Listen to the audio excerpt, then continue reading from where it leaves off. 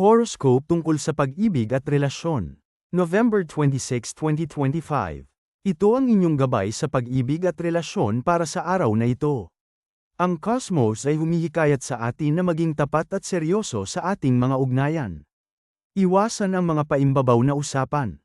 Ang pagiging bukas at totoo ang magpapatibay sa inyong pagmamahalan, ngayon at sa hinaharap. Aries, iwasan ang init, bagamat mataas ang passion ninyo, mag-ingat sa pagmamadali sa pagbigkas ng salita. Ang pasensya at lamang ang magpapanalo sa inyo sa anumang pagtatalo. Taurus, mga pangako, ngayon ang magandang araw para pag-usapan ang mga plano at pangako sa long term. Ang pagpapalakas ng inyong financial stability ay magpapalalim din ng inyong emosyonal na bond. Gemini, magtanong, kung may hindi kayo naiintindihan sa inyong partner o kadate, magtanong ng may pag-iingat.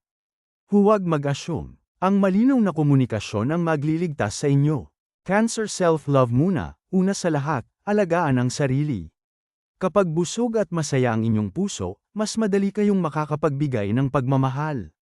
Mag-ingat sa mga toxic na relasyon. Leo, sinseridad sa pag-arte, itabi muna ang drama. Ang tunay at sincere na pagpapahayag ng damdamin ang mas tatagos sa puso ng inyong minamahal kaysa sa mga pasikat na galaw. Virgo, pagsisilbi, ang mga simpleng gawaing may care ang magpapakita ng inyong pagmamahal. Magluto, ayusin ang bahay, o magbigay ng praktikal na tulong. Ang gawa ay mas makabuluhan kaysa salita. Libra, kapayapaan, kung may tensyon, kayo ang magsimula ng peace offering. Handa kayong makipagkompromiso, pero siguraduhin na hindi kayo lang ang nagbibigay sa relasyon. Scorpio, pagpapagaling, mag-ingat sa sobrang intensity, pero huwag din takasan ang matinding pag-uusap. Ang pagharap sa isang nakaraang isyu ay magdadala ng pangmatagalang paggaling sa inyong bond. Sagittarius, future plans, magandang araw para pag-usapan ang travel, edukasyon, o mga pangarap ninyo bilang magkasama. Ang pagiging optimistic ay makahawa sa inyong partner. Capricorn, open heart, ipakita ang inyong vulnerability sa inyong mahal. Ang inyong pagiging seryoso at tapat sa nararamdaman ay magbibigay ng tiwala at security sa relasyon.